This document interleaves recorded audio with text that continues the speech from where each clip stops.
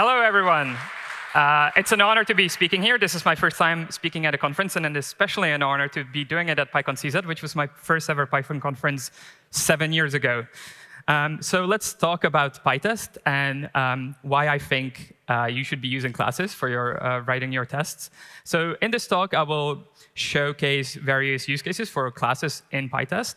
And along the way, hopefully, we'll learn a bit about how Pytest works and some cool features you can do with it. So about me first. So I go by Mickey. My pronouns are he, him. So I was born in the Czech Republic, but as Peter said, I live in London.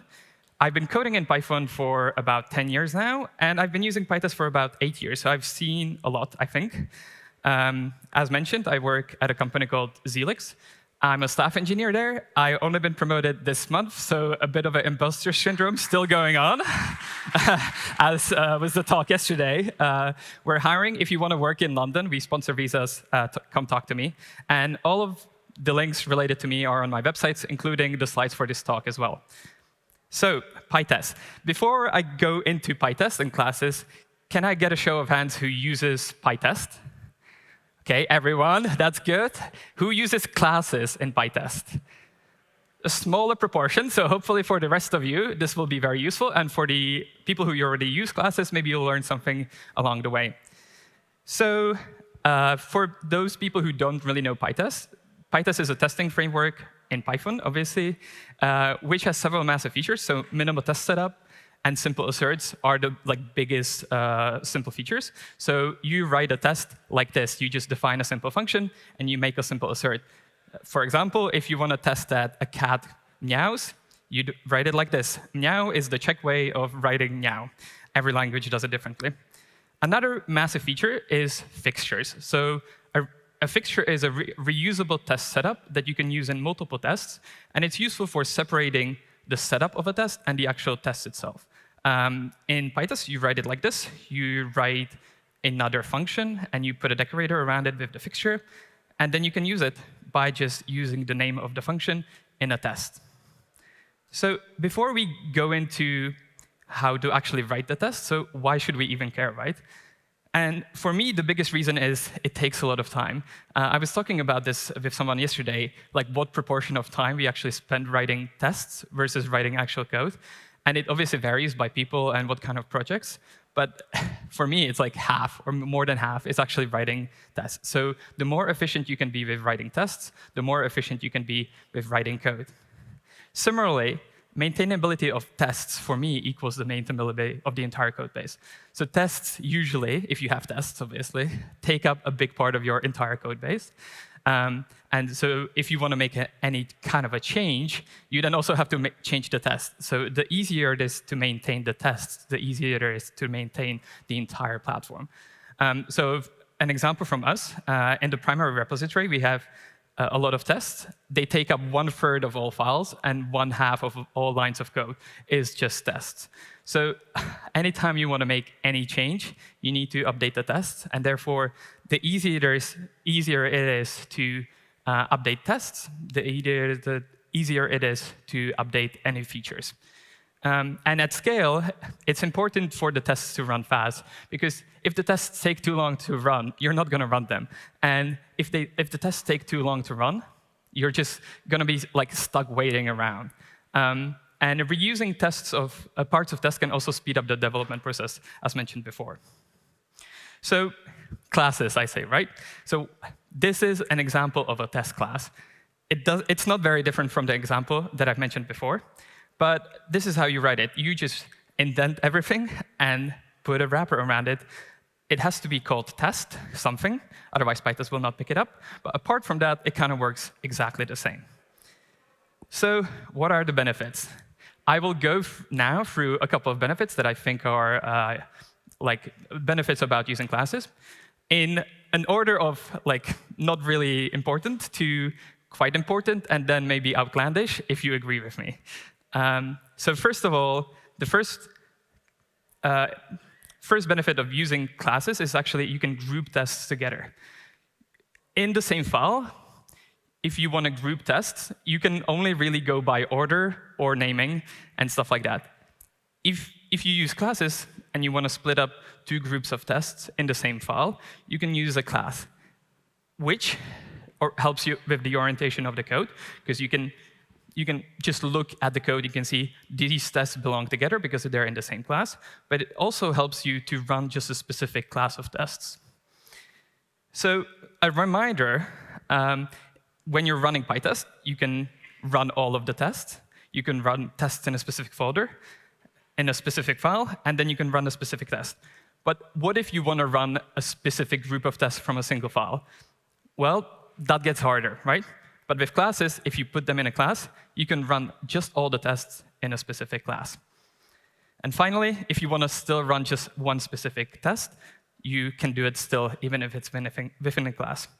And finally, you can search in tests. This -k parameter in Pytest searches for test IDs.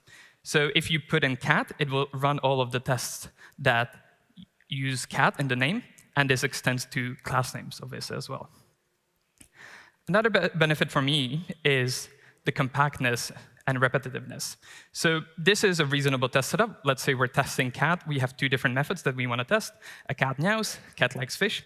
But for whatever reason, we don't want to actually run it in continuous integration. Let's say it has some dependency that it's not installed in the continuous integration. Bad practice can happen. But every time you want to run a test, write a new test, you have to repeat the Pytest parameter.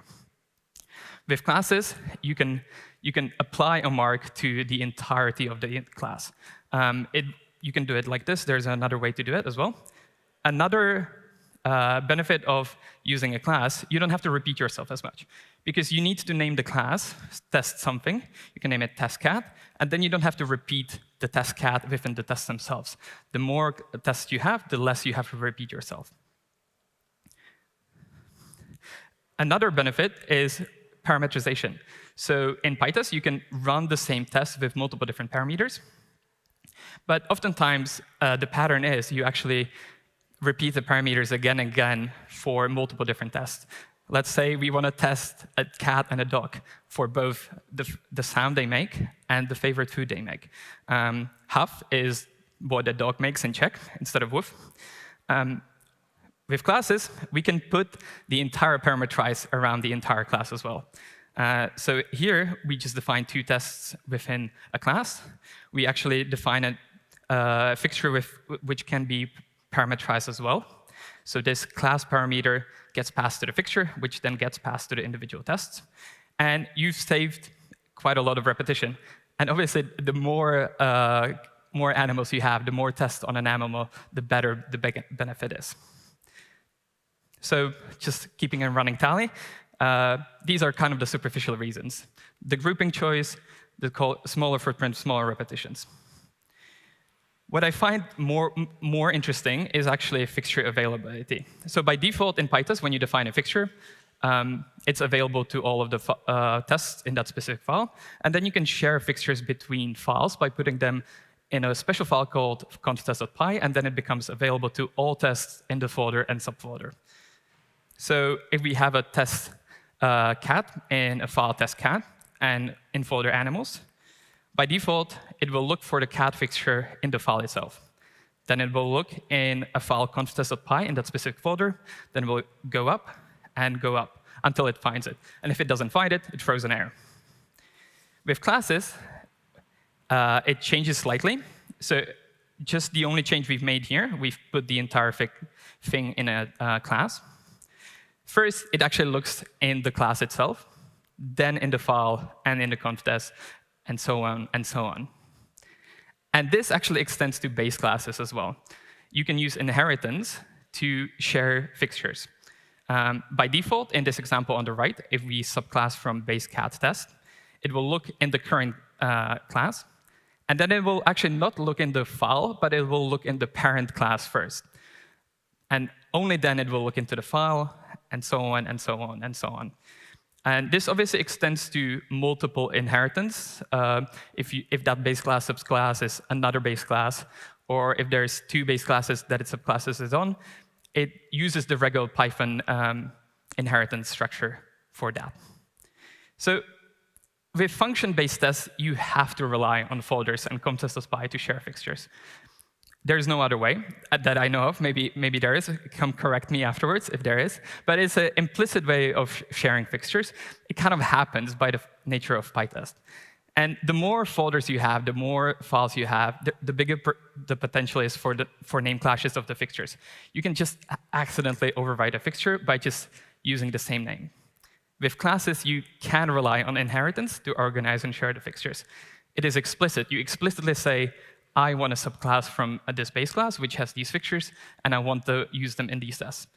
The potential for name clashes is smaller, because the set of fixtures is explicit. The set of tests that use those fixtures is also explicit. An example from us, we have 11,000 tests, actually 11,300 as of this morning, in a lot of files and a lot of folders, and we have 4,300 unique fixtures. Organizing that in folders and just context.py would be just impossible.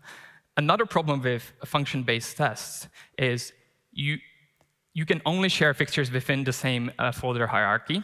With classes, anywhere you can import from, you can share fixtures from. And as they say, explicit is better than implicit for sharing fixtures. So we'll add it to the list. You can explicitly say what fixtures you want, and the namespace of fixtures is clear. Another benefit of classes is safer auto-use fixtures. In Pytest, you can use fixtures which get automatically applied to all tests that the fixture is available from. If the fixture if context.py, it applies to the current folder and all of the subfolders. So this is an example from sort of Django-like example. It doesn't really matter. It's more about the principle. Let's say we want to use feature A, turn on a feature A flag. With classes, it works very similar. You just define within the class, but it applies to only the current class instance. So if you use auto-use fixtures in context.py, it can lead to slower tests by the overhead of creating a fixture for every single test. It can lead to unexpected behavior by forgetting that there is an auto-use fixture that enables a feature flag, or if you make a feature flag auto-used, it breaks some other test, especially if it has a side effect. And it requires quite a lot of strict discipline to actually use auto-use fixtures well. In classes, once again, it's more explicit. The auto-use fixtures are limited to a set of tests. So add it to the list. Then another benefit for me, additional fixture scope. So by default, each fixture is created for every test. It has so-called function scope. In this example, the fixture gets created twice, because 2 different tests use it. But you can change the fixture to one of these values, function, class, module, package, or session, to extend what the scope of the fixture is. In this example, we set the scope to module. It will only get created once, because it will apply to all of the tests in that specific file, in that specific module. With classes, once again, it works very similarly, just with the name of the scope is class. So what the benefit of the fixture scope is speed. The slower a fixture is, and then the more tests use it, the bigger the benefit is, because it only gets created once for the entire scope. But once created, the fixture remains active until all of the tests in the scope finish, even if the tests don't explicitly require it. So this can lead to unexpected behavior if the fixture has a side effect like a database insert, and especially problematic with auto-use of true. Using classes obviously enables us to use class scope fixtures where the scope is limited, and in the combination with auto-use, it enhances what the setup can look like for a class. So I have an example of problematic behavior with function scope, with function tests. So let's say we have this sort of Django example where we're testing a cat endpoint. We have a fixture which inserts a cat into the database. We have a test that lists cats from the database, and we have a test for creating ones. These work completely fine because the fixture is function for this fixture. So when we're listing the cat, there's a cat in the database. When we're creating a cat, there's no cat in the database, and we can just say, get the only cat that should be in the database because I just created one. Let's say we want to add a detail endpoint for that cat endpoint, right? We use the fixture cat again. We change the test a little bit. But we realize, oh, that's going to insert into the database twice. So we changed the module to scope, the scope to module. But suddenly, our create test breaks because there is a cat in the database, because the create test is in scope for the fixture. Even though the create test didn't actually require the cat fixture, it's still active because a previous test used it. This will fail with multiple objects returned. The only solution is either split the tests into 2 files or not have the fixture scoped module. With classes, we can keep the tests in the same file. We just split it into 2 groups, the retrieve part and the create part. And we can still have a fixture which has an extended scope that's active for all of the tests in the retrieve test, but the create one will run just fine. And so we'll add it to the list.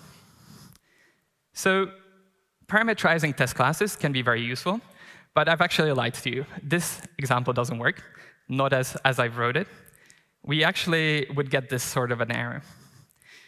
Because in the parameterize, we've defined 3 different variables. All tests that are defined in a class actually need to use all 3 of the variables. We can fix it by just adding the missing variable. But obviously, this gets annoying the more tests, the parameters and more tests you have to repeat yourself a lot, which is not something I want to do a lot. And there's other problems with parameterizing test classes. So what if the initialization of the animal gets created? What gets more complicated? What if we need to name the cat? Let's say the cat needs to be named Mitska, and the dog is a Max and is a Labrador, right? We can still do this with passing dictionaries as keyword arguments for the initialization in the fixture itself. We can still work with it. What if passing static values isn't enough? What if we actually need to run some specific code for the parameterization? What if we need to teach the dog a trick? What if the dog shakes paws? We can actually still do this. There's a project called Pytest lazy fixtures, which allows you to use fixtures as parameters and parameterizing. So in this parameterize, we're actually saying, I want to run these tests with a cat, but use the cat fixture defined in the class itself. So we use this. We define specific fixtures that we want to use. How it works is when it evaluates the animal parameter, it takes the fixture that's used in the lazy fixture call. So we can teach a dog a trick, and we can add a test, can cats do tricks? Can dogs do tricks? And it still works. But is this good? Like, the more parameters you have, the more dynamic code you need to run, the more annoying it gets. So we're going to get to something that I've talked to some people about, and they didn't like it, but listen to me. You might find it useful. But we can actually use abstraction and inheritance to parameterize tests. And it works like this. So we define a base animal test. We define the name actually needs to be something different than test, because otherwise Pytest will try to run it. We define some parameters for the test by just setting properties of the class. We define an abstract fixture that then will need to get implemented. And we write some tests. And we will not need to touch these tests later on. If we want to implement this, we just subclass it. We will call it testCat. We define what the animal that we're testing is. We don't have to use keyword arguments or anything like that. We can just define it as a simple function. And then we define some of the parameters. And one of the other parameters can do tricks. Cats cannot do tricks. The default is false, so we don't even have to set that. And then it will run. It will run the tests that are defined in the base class. And for a dog, it works the same.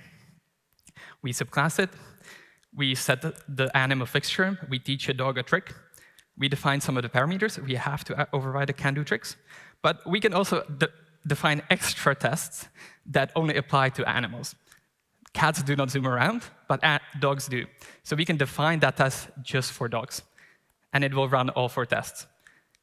So that's a way of parameterization. It's an alternative method, obviously. But it's only I would not use it as the first thing that I try. Only when it gets really annoying to write parameterization other ways, I would go into this. So it's only suitable for a large number of parameters, and especially when the parameters, it's actually code rather than values themselves. So we have an example from us. So we have in our platform the ability to comment on 8 different things. The models, the Django models and Django views are identical except for different foreign keys, essentially. So we have a base class. We have 12 tests in it. We have 3 fixtures that you need to implement, like the objects that you're commenting on.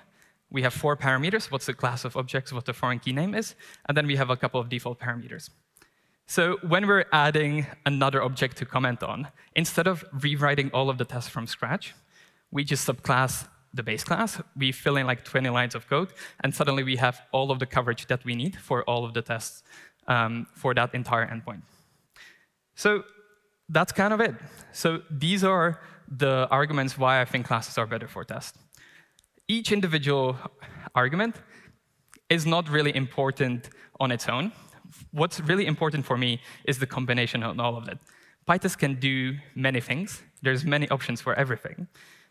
But the combination of all of these things will make your tests better organized.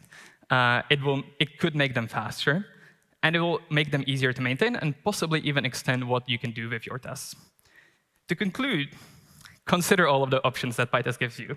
You might not like my abstract tests. You might not like classes at all. But Pytest gives you a lot of options. So consider everything that you can do with it.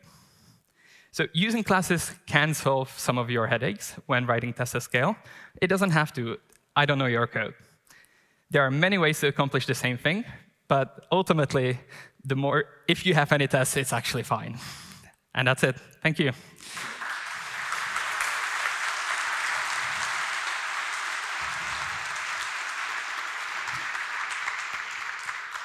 Thank you, Miki. I enjoyed your examples.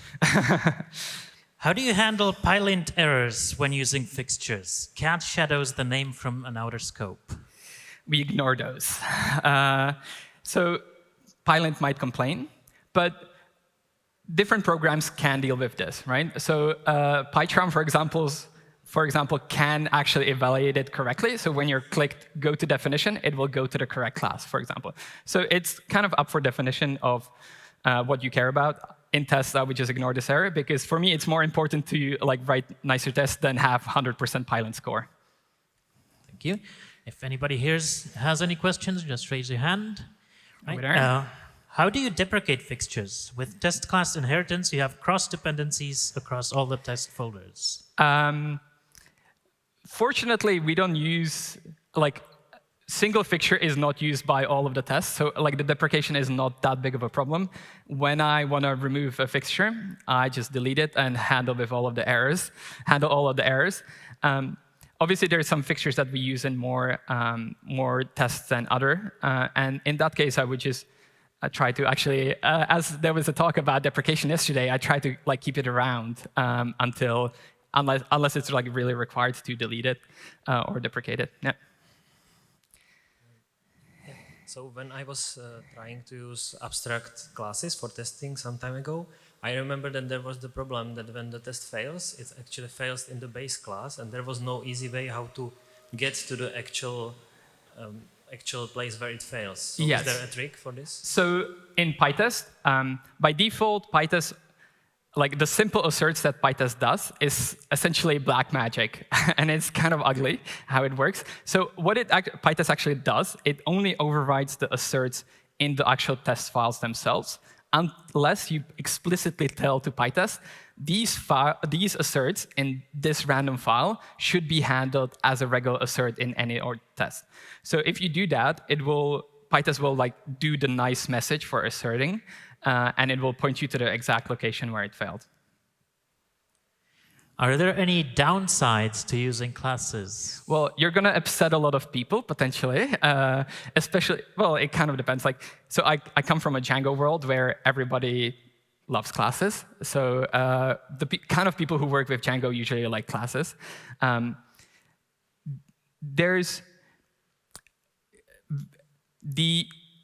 do have one downside that's quite actually bad. So there's a popular package for testing Django, Pytest Django. It actually doesn't support this out of the box. I had to fiddle around with in the code a little bit to figure out how to make it work, and essentially fork Pytest Django to support class-scoped database access. But once you do it, you kind of then have to maintain it. So actually, I wanted to do this. I didn't get the time because I was procrastinating, obviously. I wanted to actually publish a package which would support it, so people could start using it straight away, but I haven't done it in time, but I will do it, to make it really easy to actually use Pytest Django with class-scoped database access, because by default, it only supports function-scoped.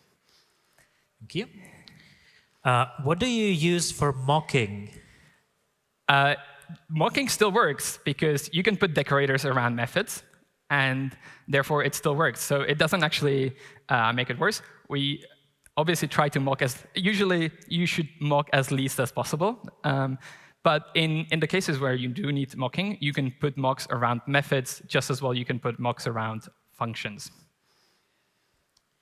And how do you make sure your tests don't get so complicated that they need tests themselves? I don't know yet. We haven't come across that yet. We might. But obviously, like how I try to gauge it, like when I'm doing code review and seeing somebody else's test, is I go to the code that they're testing and I try to break it and see if it breaks. So a bit of a sanity check, checking if it actually tests what it's supposed to test. Also, like, unit testing is just one strategy in making sure your software is good. There should always be additional QA and integration tests. So for example, at our company, we have end-to-end testing on front end, and we have, when we're releasing, we're testing all of the features and everything. So unit testing, you shouldn't rely just on unit testing, because sometimes unit tests, obviously, you've all encountered where a unit test is passing, but it's not actually working right. So it's not, you need them, but it's not sufficient. Yeah. Thanks. Can you nest classes? So in your example, you added an additional identifier to the test, the class name. Can you add more of these? I believe not. It only uses the class name. That would obviously could be useful. You can fork Pytest, or you can try to hack it into Pytest. I would not recommend it. I think the class name should be enough. So in a way, the name of the class should be sufficient to identify what test it is. And it actually doesn't really matter. When you're looking at the result, you don't actually really care how the class itself is implemented, like what tests are, how the tests in the class are implemented. You just care, this class has these tests and it's failing. So there's a problem. Thanks. When updating fixtures from other packages, should I explicitly import them by name?